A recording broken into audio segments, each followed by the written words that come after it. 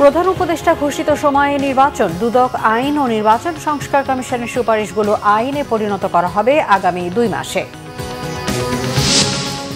জাতীয় নির্বাচনে 4 million euro সহায়তা দেবে ইউরোপীয় ইউনিয়ন। প্রাক নির্বাচন পর্যবেক্ষক দল আসছে আগামী মাসে। ডাকসুর মনোনয়ন সংগ্রহের শেষ দিন আজ, ছাত্র দলের অংশগ্রহণ ঠেকাতে মব সৃষ্টির অভিযোগ রিজভির। জুলাই হত্যা মামলার আসামি পুলিশ কর্মকর্তার জামিনে শহীদ পরিবারগুলোর বিক্ষোভ, সচিবালয়ের সামনে অবস্থান। দেখছিলেন ক্রাউন সিমেন্ট সংবাদ শিরোনাম, এবারে বিস্তারিত। প্রধান উপদেষ্টার ঘোষিত সময় অনুযায়ী নির্বাচন অনুষ্ঠানের প্রক্রিয়া শুরু করা হয়েছে জানিয়েছেন আইন উপদেষ্টা doctor Asif Nazrul.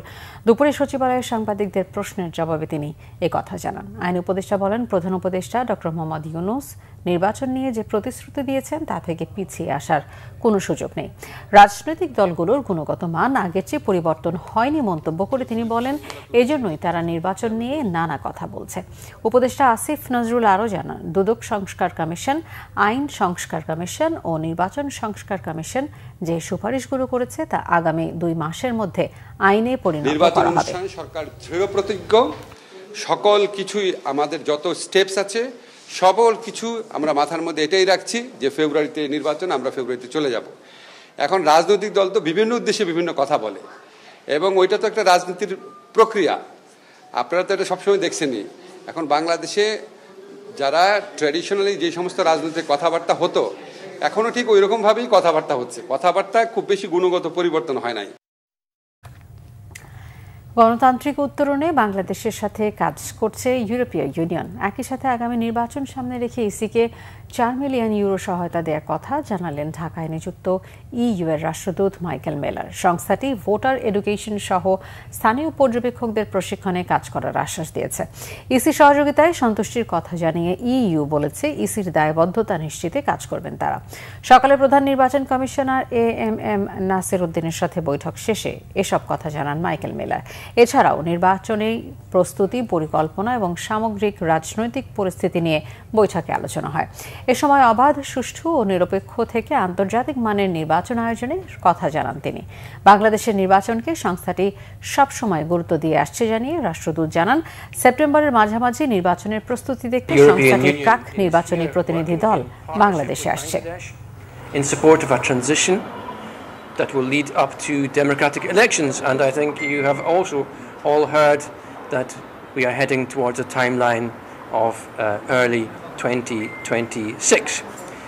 Specifically, I came today to announce to the Bangladesh Election Commission that the European Union will provide a support package in excess of 4 million euros to help Bangladesh run elections in line with international standards.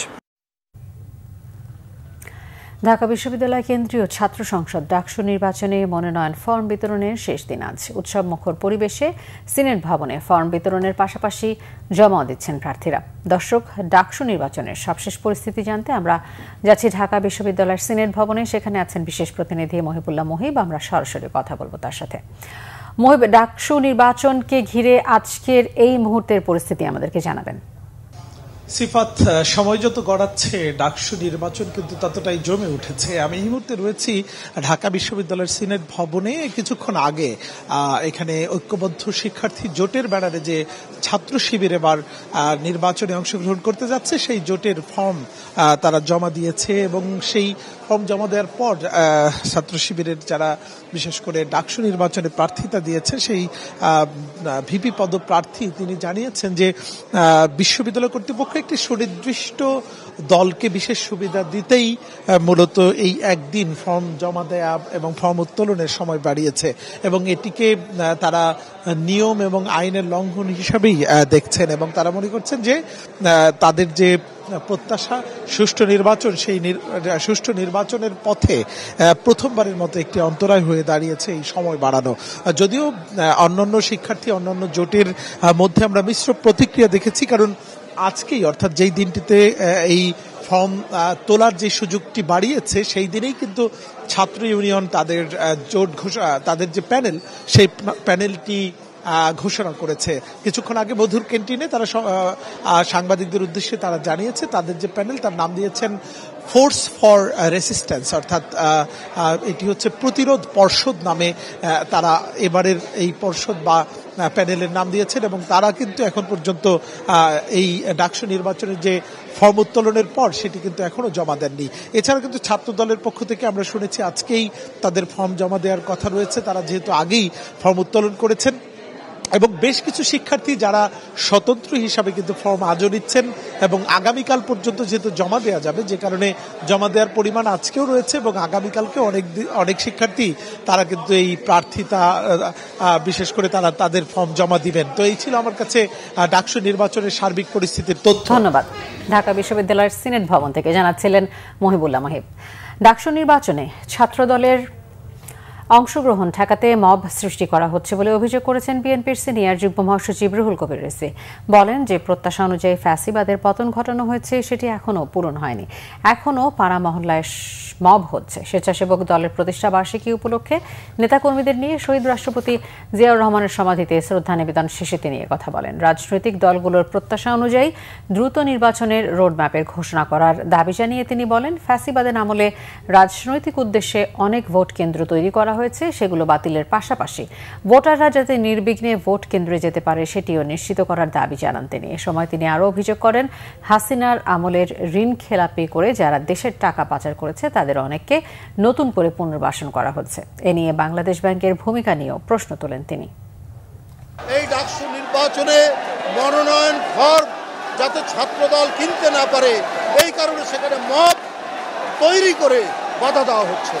আজকে doctor Yunus সাহেবের সরকার ক্ষমতায় থাকতে এই পরিস্থিতি কেন হবে? গণতান্ত্রিক রাজনৈতিক দলগুলোর যে দাবি সেই দাবিগুলো পূরণ করে তারা পদক্ষেপ গ্রহণ করলেই আমি মনে করি যে ভোটারদের মধ্যে আস্থা আসবে এবং ভোটাররা ভোট কেন্দ্রে যাবে।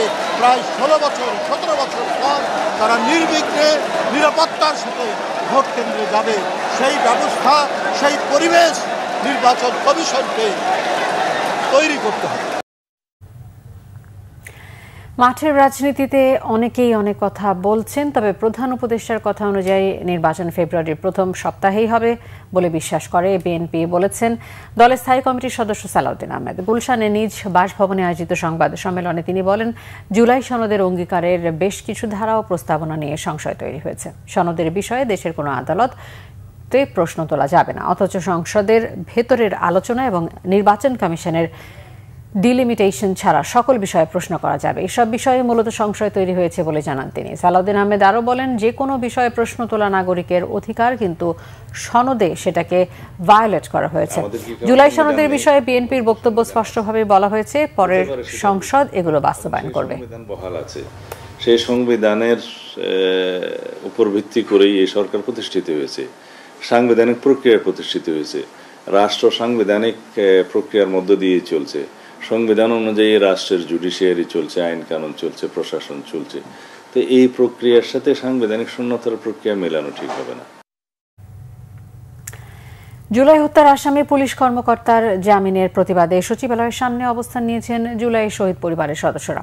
আইন উপদেষ্টা ডক্টর আসিফ নজরুল ও বিচারপতিদের পদত্যাগের দাবি তাদের। বৈষম্য বিরোধী ছাত্র আন্দোলনের সময় সংঘটিত হত্যা মামলার আসামিদের জামিন দেওয়ার প্রতিবাদে দুপুর 12টার দিকে তারা সচিবালয় অভিমুখে পদযাত্রা শুরু করেন।